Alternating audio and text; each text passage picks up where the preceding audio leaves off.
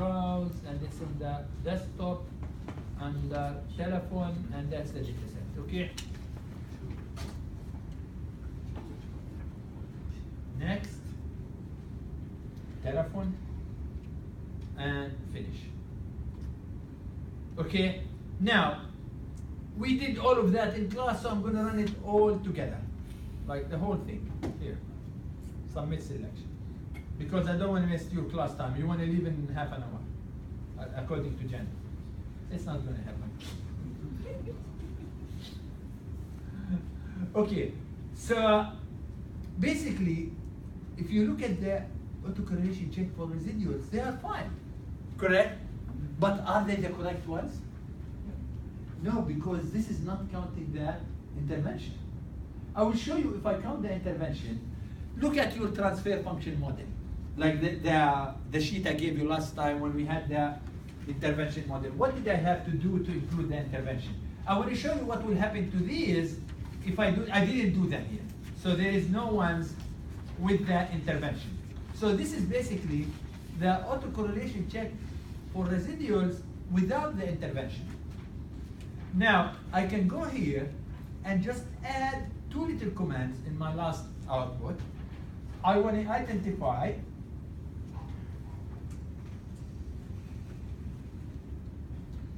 where equals to your intervention, which is what? S.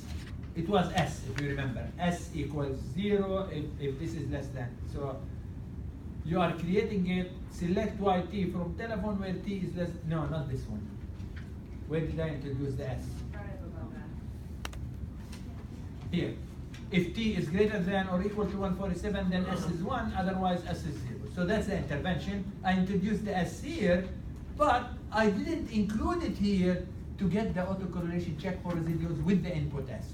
So the way you would do it, you would write, I don't know how you work it with two interventions. See, this is with one intervention. Did you figure out how to do it? No, we're going to keep going. I will look into it. How do you figure it out with two interventions? But with one intervention, identify variable equals S, and you do estimate.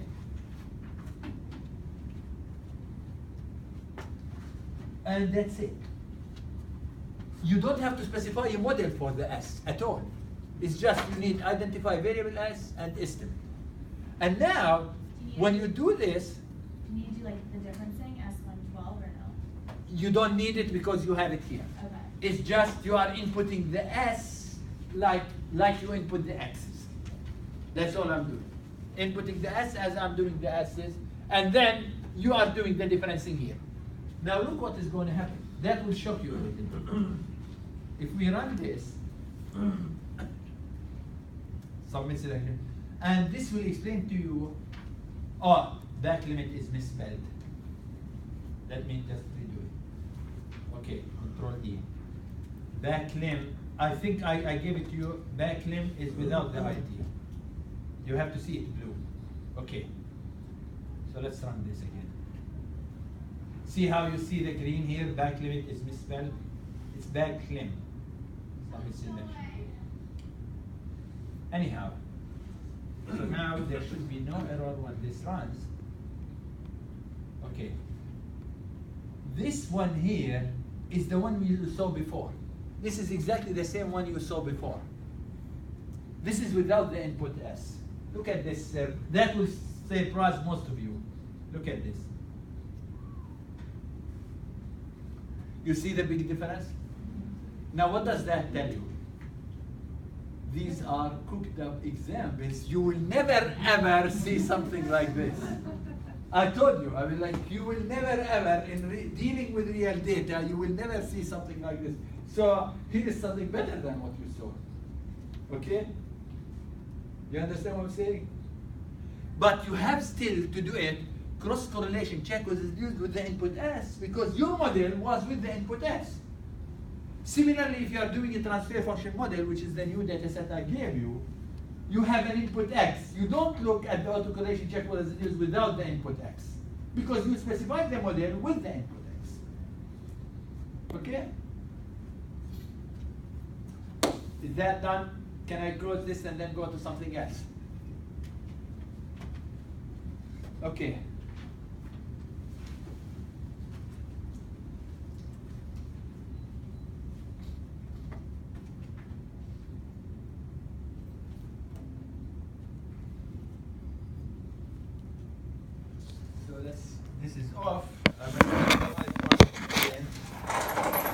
I want to talk a little bit about the stationarity and invertibility conditions. So, just a little bit, not much. Invertibility and stationarity.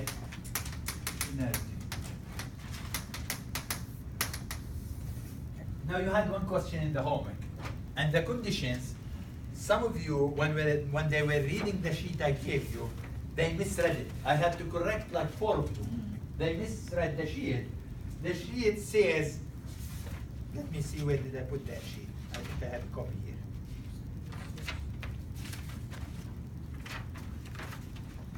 Anybody has the sheet? I don't know what happened to my sheet, but let's see if I have one here. I'll show you which sheet I'm talking about. I'm talking about this sheet here. I'm talking about this sheet here. If you have a copy of that sheet, pull it out, because I want to emphasize on something. Because in your in-class test, you are required to know for autoregressive 1, autoregressive 2, the moving average 1, moving average 2.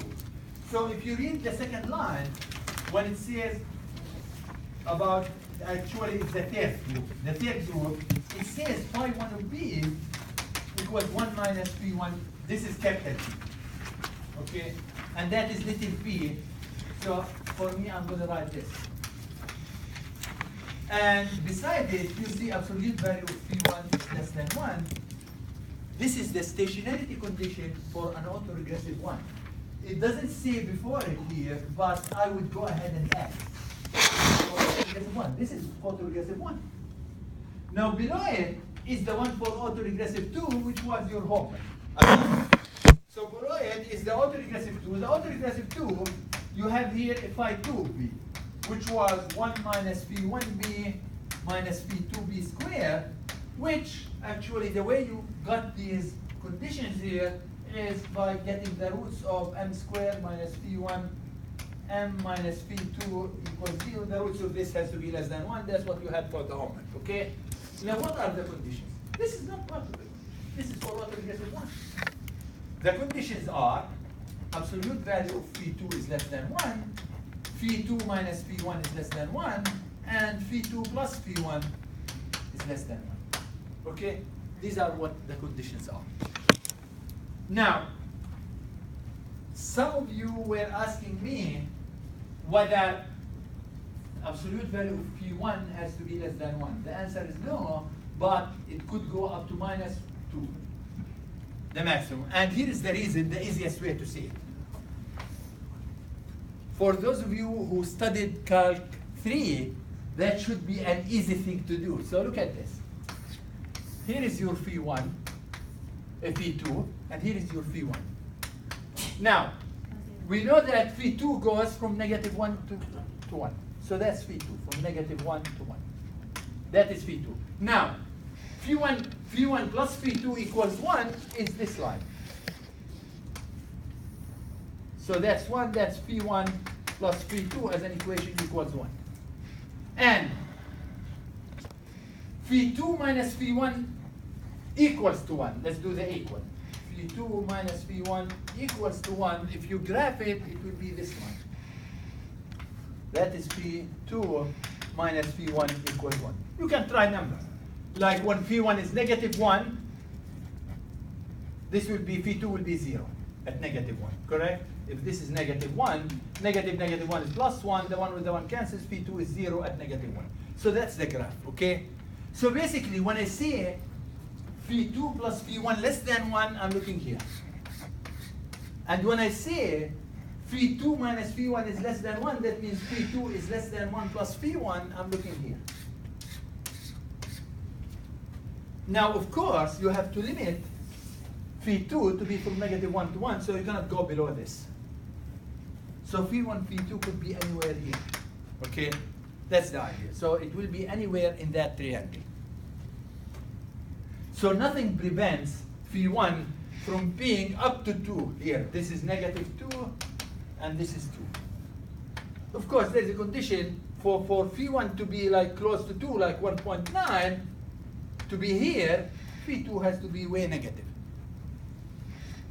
Which doesn't prevent phi2 from being negative. All what I'm saying here is the absolute value of phi2 has to be less than 1. It could be negative 0.9 or negative 0.7.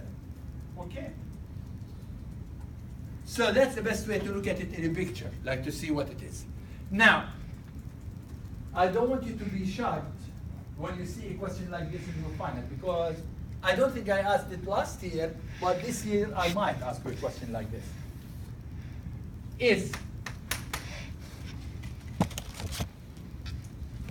I will ask it about stationary, and then you can figure it about 1 minus. Let's do 0.3b plus 1.1 b squared dt equals to at stationary. This is in first true question.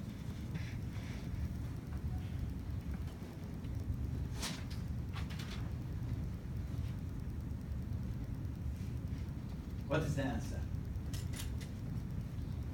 Seth, that question is for you. What's the answer?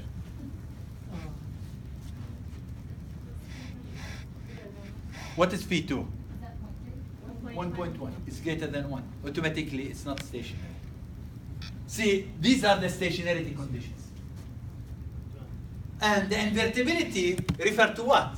The coefficients of 80. So I might ask you by coefficients of 80. So is this stationary? Answer is no. And the only thing you would say is since phi2 equals 1.1 greater than 1. Done. Now, let's modify it a little bit. So, I want to say here, this is 0.8. Is this stationary? No. Why? So again, it's no, since phi2 minus phi1 is what?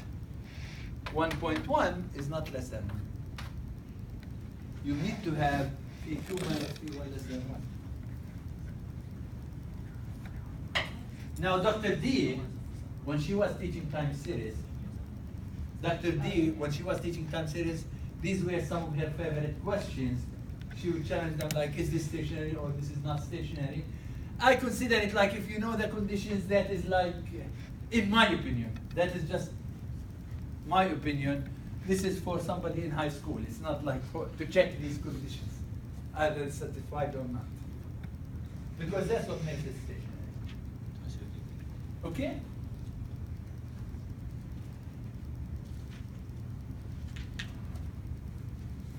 Any question on this?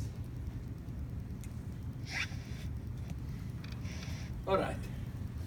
So the final thing I want to talk about today is, you should guess it. What happens if we have, all of this is not in your book, I told you. I mean, even if you, like even when we talk about autocorrelation check for the residuals with input, they don't mention it in your book. So that book is made, I told you, for elementary, but still, I mean, some of you were saying, why this book? Like Seth came to me and said, why this book? I couldn't find. I mean, if you find a book that is applied, you need applied time series. You need something that shows you the results and shows you the SAS programs. Like your book has a very nice SAS programs at the end. And then do some theory. I couldn't find something like this. It's either all theoretical, which most of you will hate it, or it's like your book, very elementary. So that's why the choice of this book. It's not like I could find a better book. I looked at 6, 7 books before I decided on this book. Okay, so the big question now is,